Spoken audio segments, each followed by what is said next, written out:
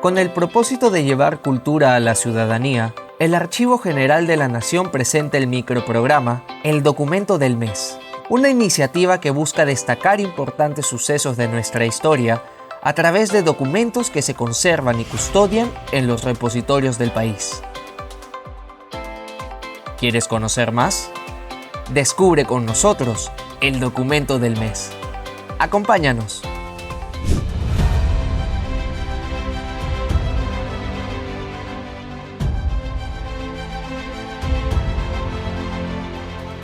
Hola, soy Andrea Sofía Ibaceta Proaño y soy analista del Archivo General de la Nación. El primer documento que presentamos pertenece al Archivo Histórico de Marina. Es un copiador de oficios dirigidos principalmente por el tucumano Bernardo de Monteagudo como ministro de Guerra y Marina, al comandante de la recién creada escuadra peruana, el inglés Martín Guise, sobre diversos aspectos del movimiento de naves en el Callao, la escuadra libertadora, sus tripulaciones y demás aspectos cotidianos durante los primeros meses de existencia de la Marina de Guerra del Perú. Esto es, hacia fines del año 1821.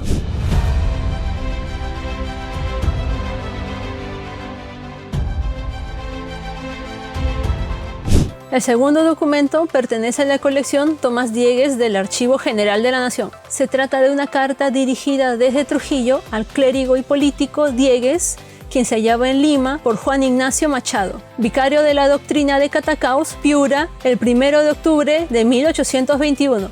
La carta, redactada en un tono más que favorable a la causa independentista, da cuenta de las últimas noticias llegadas del norte, entre ellas la entrada al Callao del general realista José de Canterac, al mando de 3.000 hombres, sobre el gran entusiasmo patriótico de toda Lima contra los tiranos y de las dificultades existentes para acceder a las novedades que sobre la guerra llegaban desde regiones como Guayaquil, el estado del conflicto en Loja o sobre las tropas colombianas en el norte.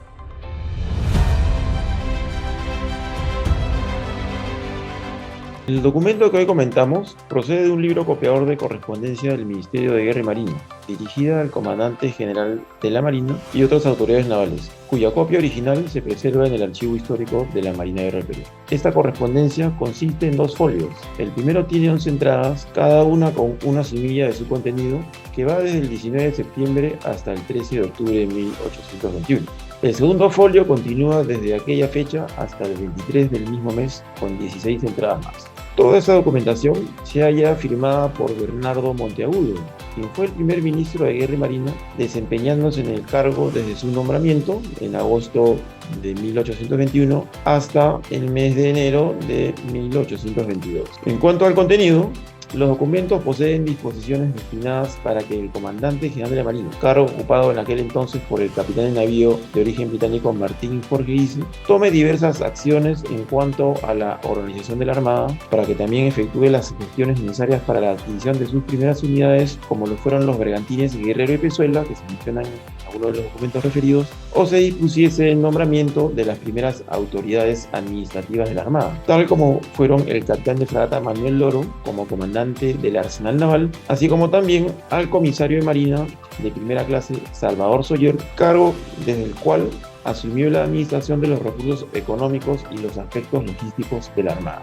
De igual manera, en estos documentos hallamos la propuesta de que el capitán de fragata Juan Esprí se desempeñe en el cargo de capitán de puerto del Callao. En cuanto a las unidades de la escuadra, el 29 de septiembre se dispone que Guise efectúe la adquisición del bergantín Guerrero, al cual en fecha posterior se le rebautizará como Belgrano, y en este mismo documento, con fecha 18 de octubre, se designa al teniente primero Jorge Jung como su primer comandante. De manera similar, en un primer momento se designa al capitán de corbeta Guillermo Plumier como primer comandante del bergantín Balcarce, pero por motivos de salud, según rezan estos documentos, será relevado por el capitán de corbeta Juan Esmond mediante orden del 23 de octubre. Hemos visto en parte de cómo se conforman las primeras autoridades navales y se adquieren los primeros buques, nombrándose sus primeros comandos e incorporándose oficiales navales provenientes de la expedición Libertador. En esta documentación también se hace mención a la asistencia de Guise y Monteagudo al juramento del Estatuto Provisorio del Gobierno,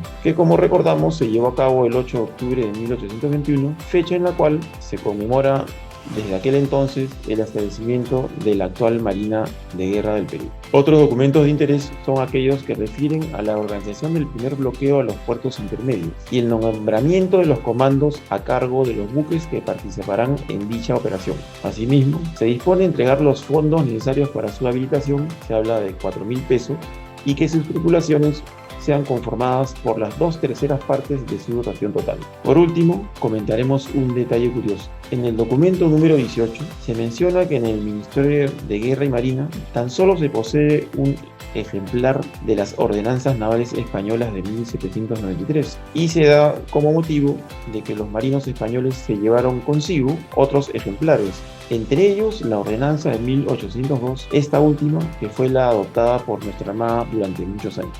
En resumen, podemos concluir que los documentos que hemos revisado son de lectura obligatoria para aquellos que deseen conocer en detalle la manera de cómo se organizó en sus inicios nuestra Armada, tanto en el campo administrativo como en el campo operacional.